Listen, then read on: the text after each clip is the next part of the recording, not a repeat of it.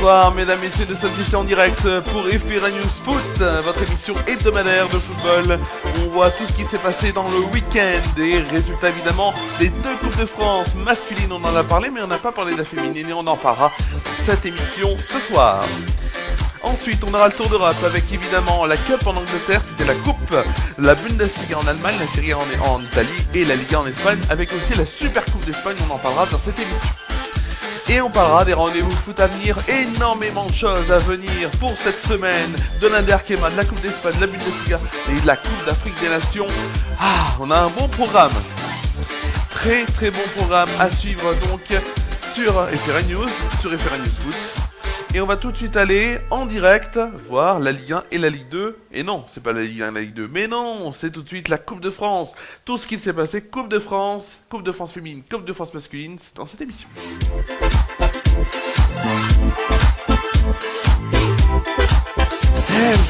Les deux Coupes de France, et les deux, c'était en 16e de finale. C'est magnifique, n'est-ce pas magnifique tout cela? On va tout de suite commencer évidemment par la Coupe de France Hommes, mais on parlera évidemment de la Coupe de France Femmes juste après. La Coupe de France Hommes notamment, mais juste avant d'évoquer, j'ai complètement malheureusement oublié ce que je voulais vous dire avant de commencer cette émission réellement. Et on va notamment relancer le générique juste après. Mais on a appris une mauvaise nouvelle ce matin, il était 10h27 exactement quand on a appris le décès d'un des plus grands entraîneurs, en tout cas un des grands entraîneurs et une des grandes têtes du football français. C'est donc le décès malheureusement qu'on a appris de Roland Courbis et ça a été un communiqué, par ce communiqué qu'on a appris donc cette triste nouvelle. C'est avec une profonde tristesse que sa famille, en association avec RMC, annonce le décès de Roland Courbis survenu lundi 12 janvier 2026 à l'âge de 72 ans. Figure marquante et attachante, Roland Courbis a consacré sa vie au football avec talent, humanité et passion. En ces moments douloureux, nos pensées vont à sa compagne Clara, à ses enfants Olivia et Stéphane, à la comtesse Lubia Risoli, à ses proches, à ses collègues et à tous ses fidèles auditeurs. Évidemment, tous les clubs où il est passé en tant que joueur et entraîneur, ainsi que RMC et l'équipe, la chaîne L'équipe où il a été consultant, lui ont rendu hommage aujourd'hui. On va tout de suite relancer donc, après malheureusement cette triste nouvelle qu'on a appris ce matin, on va commencer cette émission, on relance le générique, et c'est donc tout de suite les Coupes de France, Coupe de France femmes et hommes, c'est tout de suite.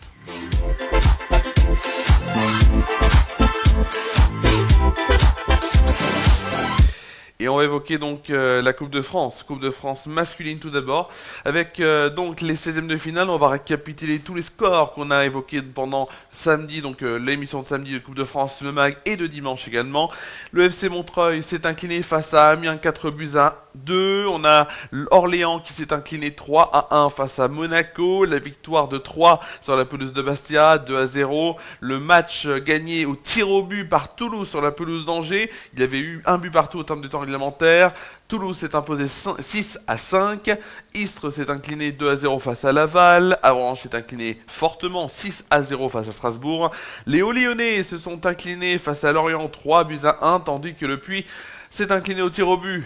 3-0 après un match nul, 0-0 au terme de temps réglementaire. Je vous rappelle évidemment qu'en Coupe de France, il n'y aura pas, et jusqu'à la finale, en tout cas, il n'y a pas, et là, ça sera la finale, seulement la finale, que les prolongations entrent en compte, et entreront du moins en jeu dans ces rencontres pour en tout cas déterminer le résultat final. Hier, Sochaux s'est incliné 3-0 face à Lens. Ce match qui avait été reporté puisqu'il y a eu des chutes de neige. Il devait se jouer le samedi à 21h. Il a été reporté hier à 14h. Donc Sochaux qui s'est incliné 3-0 face à Lens. Nantes s'est donc incliné à domicile face à Nice. Deux clubs où c'est compliqué en ce moment. Et les Niçois ont réussissent assez bien en Coupe de France après avoir éliminé Saint-Etienne. Ils ont éliminé Nantes. Alors, difficilement au tir au but, 5-3 après un match nul, un but partout au terme de temps réglementaire. Autre match aussi qui s'est terminé au tir au but, c'est Nancy qui allait sur la pelouse du Mans, et c'est Le Mans qui s'est imposé 4 tirs au but à 1, 0-0 au terme du temps réglementaire. Sinon, dans les les équipes qui ont en tout cas très bien fait, en tout cas très bien négocié ce 16e de finale. On compte Montpellier qui s'est imposé sur la pelouse de Metz 4-0, Chantilly qui s'est malheureusement incliné 3-1 face à Rennes, et dernier match d'hier, un beau match entre Lille et Lyon, et c'est Lyon qui s'est imposé sur la pelouse de Lille 2-1. Ce soir à 21h10 assure le choc des paris, puisqu'il y a deux clubs de la capitale maintenant, et en plus en Ligue 1, Paris Saint-Germain, Paris FC, à suivre sur France 3, donc en chaîne en clair, et Beansport 1, diffuseur donc Beansport de l'intégralité de la compétition. Demain 21h, Bayeux face à Marseille sera sur Beansport 1. On passe tout de suite à la Coupe de France féminine. Coupe de France féminine, puisqu'il y avait également la Coupe de France féminine et également des 16e de finale. Samedi, Dijon s'est imposé 4-1 face à Toulouse. Saint-Étienne s'est incliné 6-0 face au Lyon. Donc Lyon. Sarcelles s'est incliné 2-1 face à Montpellier. Lens s'est incliné 2-0 face au Paris FC. Thonon, Evian, GG s'est incliné 1-0 face à Marseille, tandis que Nantes s'est imposé 9-0 face à Bergerac. Hier, dimanche, Pernes-les-Fontaines s'est incliné 2-0 face à Strasbourg. Chantenois s'est imposé 3-1 face à Troyes. Molsheim et Ernolsheim s'est incliné 4-1 face à Nice. On a Le Mans qui s'est largement imposé face à Le Mans, donc qui s'est largement imposé face à Lorient, 7-1. Paris Saint-Germain s'est imposé 2-0 face à Lille. Roubaix et Saint-Malo sont allés jusqu'au tir au but. C'est Saint-Malo qui s'est imposé 4-3 face à Roubaix. Au terme, évidemment, 4 tirs au but à 3, et il y avait eu un but partout au terme du temps réglementaire.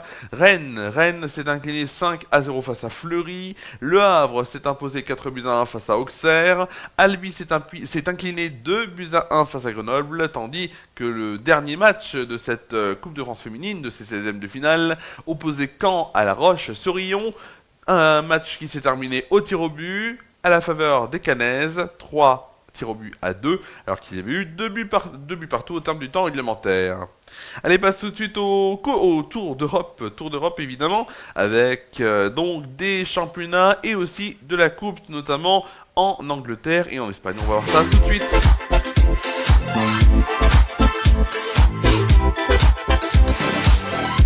Et on commence ce tour d'Europe par la Cup en Angleterre et le troisième tour qui est opposé vendredi. Le club de Nottingham Forest face au club de deuxième division, alors c'est hyper compliqué, Wrexham, au terme donc des tirs au but, et même des tirs au but, donc c'est évidemment, c'est pas Newcastle, c'est pas Nottingham Forest plutôt, c'est Wrexham qui s'est imposé, club de D2 qui a donc sorti Nottingham Forest. Il y avait eu 3 buts partout au terme des prolongations, parce que là il y a des prolongations en Angleterre, et donc 3 buts partout au terme des prolongations, et c'est donc Wrexham, club de D2 anglaise, qui s'est imposé face à Nottingham Forest. Ensuite, samedi, le club amateur de Crystal Palace était opposé à... Le club plutôt amateur de Macclesfield était opposé au club de Crystal Palace, club de Première Ligue, et c'est contre toute attente Macclesfield qui s'est imposé.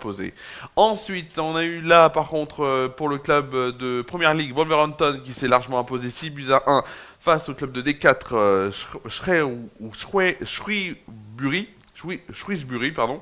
Ensuite, on a Everton qui rencontrait Sunderland Club, donc tous les deux clubs évidemment de Première Ligue. Ça s'est fini au tir au but, 3-0, c'est Sunderland qui s'est imposé 3-0 au tir au but. Après un match nul au terme des prolongations à un but partout. Sheffield, donc qui était opposé à Brentford, s'est incliné, Sheffield club de D2, Sheffield Wednesday club de D2 face à Brentford club de D1, donc de Première Ligue. Brentford s'est imposé 2-0. On a aussi eu du côté de Fulham, club de Première Ligue, qui s'est imposé face à Middlesbrough, club de D2, 3-1. Burnley, club de D1, donc de Première Ligue, s'est imposé 5-1 face à Millwall, club de D2. Manchester City s'est largement imposé face à Exeter, club de D3, 10-1. Newcastle s'est imposé au terme des tirs au but face à Bournemouth, club de Première Ligue également, donc 7-6 au terme donc d'une prolongation incroyable, et d'un match, en tout cas après avec les prolongations, qui s'est terminé à 3 buts partout. Tottenham s'est incliné face à Aston Villa donc tous les deux clubs de Première Ligue, 2-1. Et Chelsea s'est imposé sur la pelouse de Charlton, donc club de D2, 5-1. Hier, dimanche, il y a eu quelques matchs, avec notamment Leeds qui s'est imposé sur la pelouse du Derby County, club de D2, 3-1. On a Arsenal qui s'est imposé sur la pelouse de Portsmouth, club de D2, 4-1. On a West Ham, club de Premier League, qui était face au Queen's Park Rangers, club de D2, donc anglaise, et ils se sont imposés West Ham au terme des prolongations, 2-1, et tandis que Manchester United s'est incliné face à Brighton, club de Premier League également, 2-1. Allez, tout de suite on va aller évidemment sur le dernier, on va dire le dernier... excusez-moi, petit problème technique, donc je dis oui, on va aller sur le dernier, en tout cas le dernier match qui concerne un club de Première Ligue. C'est Liverpool qui reçoit Barnsley, club de Détroit anglais. Ce sera sur Beansport 2 à 20h45. Allez, tout de suite, on va aller sur de la Bundesliga, direction l'Allemagne.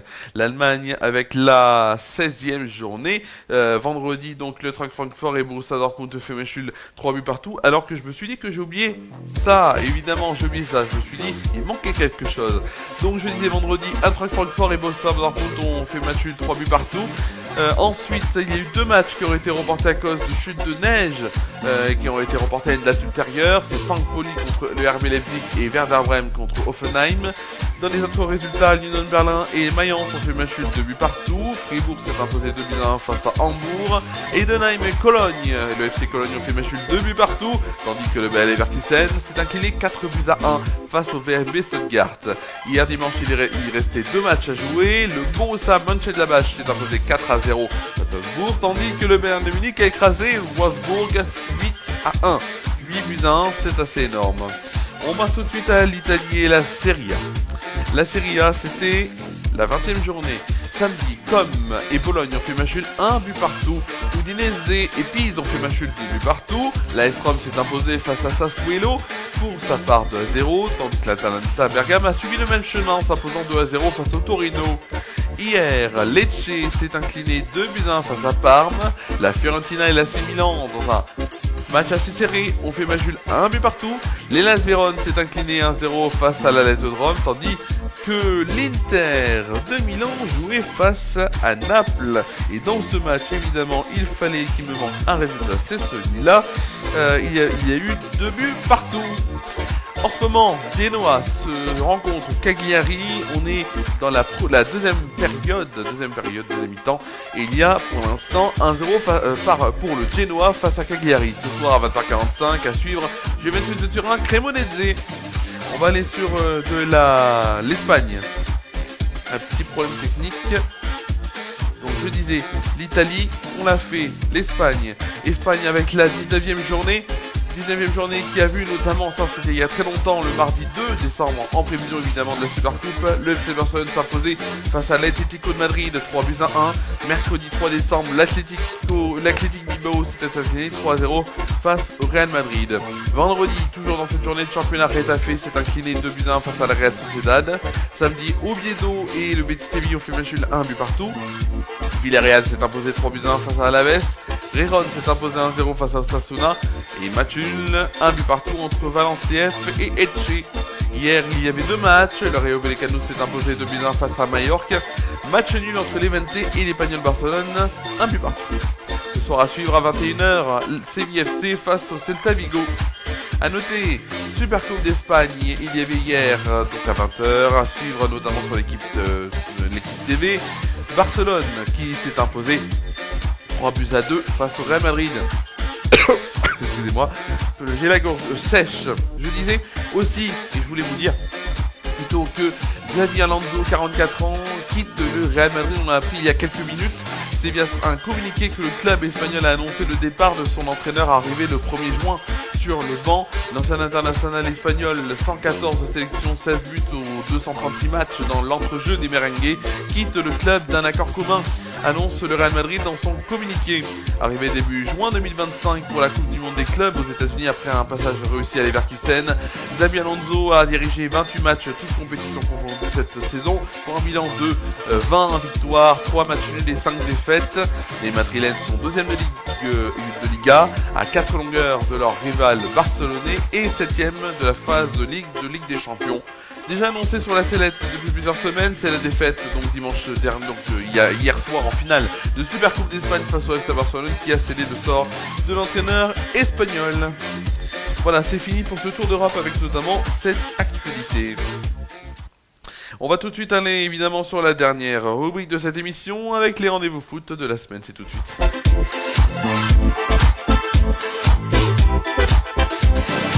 Et il y a énormément de rencontres qui vont nous animer pendant ces prochains jours, avec notamment, alors malheureusement, ces matchs seront sur des chaînes payantes, donc je préfère vous le préciser. On commence par de la Bundesliga demain à 18h30, Stuttgart face donc à Francfort, l'autre Francfort, ce sera sur beIN Sport Max 4. Toujours en Bundesliga à 20h30 cette fois-ci, sur beIN Sport 3 on aura Dortmund Werder Bremen. Mayence FCV face à Heidenheim, ce sera sur beIN Sport Max 6 et Hambourg Leverkusen sur beIN Sport Max 5. À 21h en Coupe de France, on aura Bayeux face à l'Olympique de Marseille, ce sera sur beIN Sport 1.